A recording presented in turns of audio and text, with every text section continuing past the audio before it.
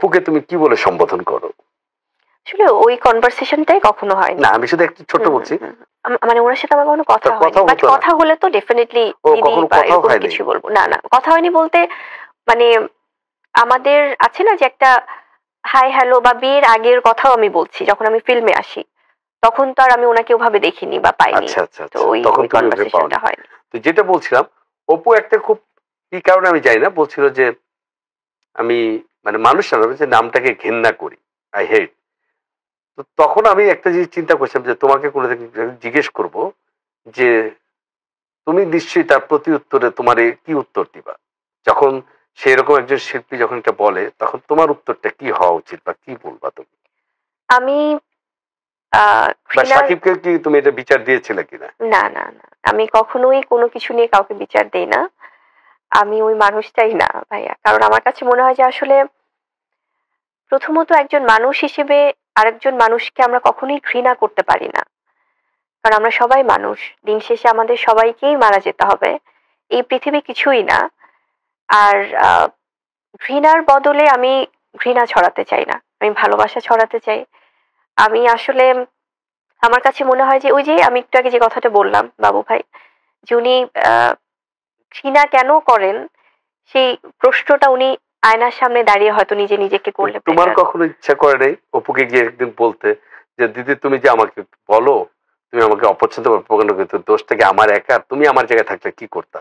মানে তুমি কখনো এটা একা একা চিন্তা করোনি কেন?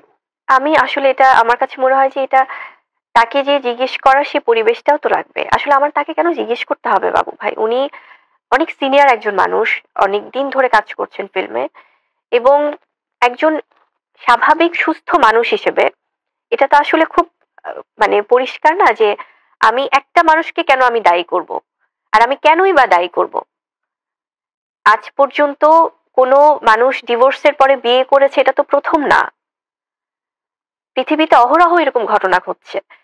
এবং আরেকটা জিনিস কি ভাইয়া, বাংলাদেশের প্রেক্ষাপটে বলি বা পুরো ওয়ার্ল্ড ওয়াইড দৈনিক এত এত ডিভোর্স হচ্ছে, এত এত মানুষ আবার রিলেশনে জড়াচ্ছে, তাদের সম্পর্কে জড়াচ্ছে, সবগুলোতে তো কি বুবলি আছে? অপু এটা বলেছে বা পূজা চির বলছে যে তোমার শুধুমাত্র তোমার সন্দেহের জন্য পূজা চিরের সাথে শাকিব খানের একটা সুন্দর জুটি হয়ে উঠে। পূজা চেরি ওর সাথে আসলে আমার দুই একবার প্রোগ্রামে দেখা হয়েছিল, বিভিন্ন অ্যাওয়ার্ড প্রোগ্রামে, সেখানে হাই হ্যালো এবং খুব আমরা সুন্দর করে কুশল বিনিময় করেছি। এবং আমাদের আন্টি যিনি আসলে এখন নেই, উনি গত হয়েছেন, এবং আন্টির সাথেও খুব সুন্দর আমার কনভারসেশন হয়েছে। সৃষ্টিকর্তা ওনাকে ভালো রাখুক যেখানেই রাখুক।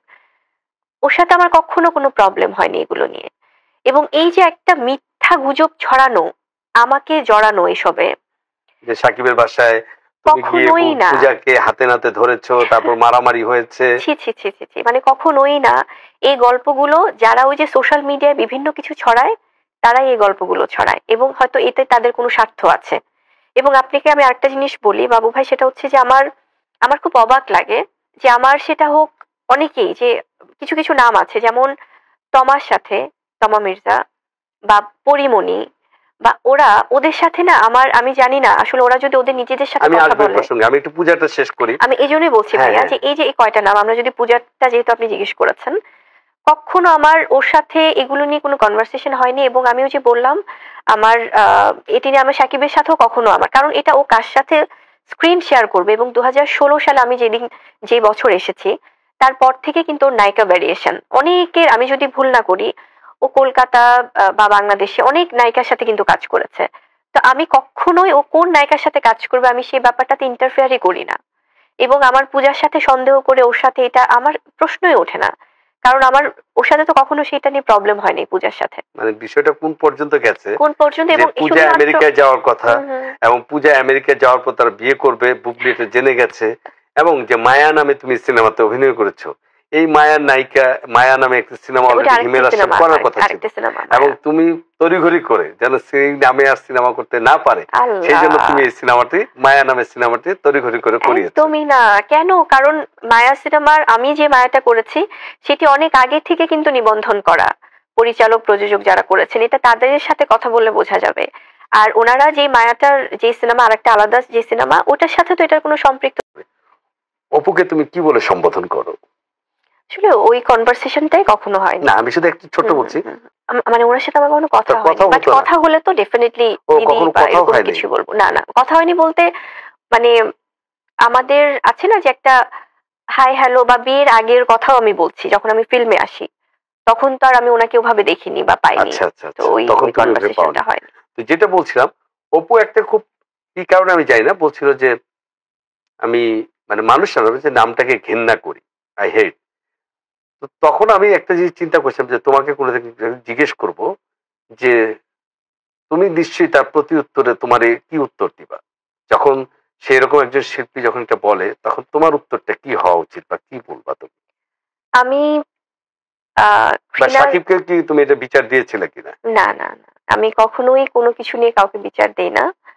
আমি ওই মানুষটাই না ভাইয়া, কারণ আমার কাছে মনে হয় যে আসলে প্রথমত একজন মানুষ হিসেবে আরেকজন মানুষকে আমরা কখনোই ঘৃণা করতে পারি না, কারণ আমরা সবাই মানুষ। দিন শেষে আমাদের সবাইকেই মারা যেতে হবে, এই পৃথিবী কিছুই না। আর ঘৃণার বদলে আমি ঘৃণা ছড়াতে চাই না, আমি ভালোবাসা ছড়াতে চাই। আমি আসলে আমার কাছে মনে হয় যে ওই যে আমি একটু আগে যে কথাটা বললাম বাবু ভাই, যে উনি আহ, ঘৃণা কেন করেন সেই প্রশ্নটা উনি আয়নার সামনে দাঁড়িয়ে হয়তো নিজে নিজেকে করলে তোমার better। কখনো ইচ্ছা করে নাই অপুকে গিয়ে একদিন বলতে যে দিদি তুমি যে আমাকে বলো তুমি আমাকে অপছন্দ করো, কিন্তু দোষটা কি আমার একা? তুমি আমার জায়গায় থাকলে কি করতা? মানে তুমি কখনো এটা একা একা চিন্তা করনি কেন? আমি আসলে এটা আমার কাছে মনে হয় যে এটা তাকে যে জিজ্ঞেস করার সে পরিবেশটাও তো লাগবে। আসলে আমার তাকে কেন জিজ্ঞেস করতে হবে বাবু ভাই, উনি অনেক সিনিয়র একজন মানুষ, অনেক দিন ধরে কাজ করছেন ফিল্মে, এবং একজন স্বাভাবিক সুস্থ মানুষ হিসেবে এটা তো আসলে খুব মানে পরিষ্কার না যে আমি একটা মানুষকে কেন আমি দায়ী করব, আর আমি কেনই বা দায়ী করব। আজ পর্যন্ত কোনো মানুষ ডিভোর্সের পরে বিয়ে করেছে এটা তো প্রথম না, পৃথিবীতে অহরহ এরকম ঘটনা ঘটছে। এবং আরেকটা জিনিস কি ভাইয়া, আহ বাংলাদেশের প্রেক্ষাপটে বলি বা পুরো ওয়ার্ল্ড ওয়াইড, দৈনিক এত এত ডিভোর্স হচ্ছে, এত এত মানুষ আবার রিলেশনে জড়াচ্ছে, তাদের সম্পর্কে জড়াচ্ছে, সবগুলোতে তো কি বুবলি আছে? অপু এটা বলেছে বা পূজা চির বলছে যে তোমার শুধুমাত্র তোমার সন্দেহের জন্য পূজা চিরের সাথে শাকিব খানের একটা সুন্দর জুটি হয়ে উঠে। পূজা চেরি ওর সাথে আসলে আমার দুই একবার প্রোগ্রামে দেখা হয়েছিল, বিভিন্ন অ্যাওয়ার্ড প্রোগ্রামে। সেখানে হাই হ্যালো এবং খুব আমরা সুন্দর করে কুশল বিনিময় করেছি। এবং আমাদের আন্টি যিনি আসলে এখন নেই, আহ, উনি গত হয়েছেন, এবং আন্টির সাথেও খুব সুন্দর আমার কনভারসেশন হয়েছে। সৃষ্টিকর্তা ওনাকে ভালো রাখুক যেখানেই রাখুক। ওর সাথে আমার কখনো কোনো প্রবলেম হয়নি এগুলো নিয়ে। এবং এই যে একটা মিথ্যা গুজব ছড়ানো, আমাকে জড়ানো এসবে, যে সাকিবের বাসায় তুমি গিয়ে কখনোই না। পূজাকে হাতে নাতে ধরেছো, তারপর মারামারি হয়েছে। ছি ছি ছি ছি ছি, মানে কখনোই না।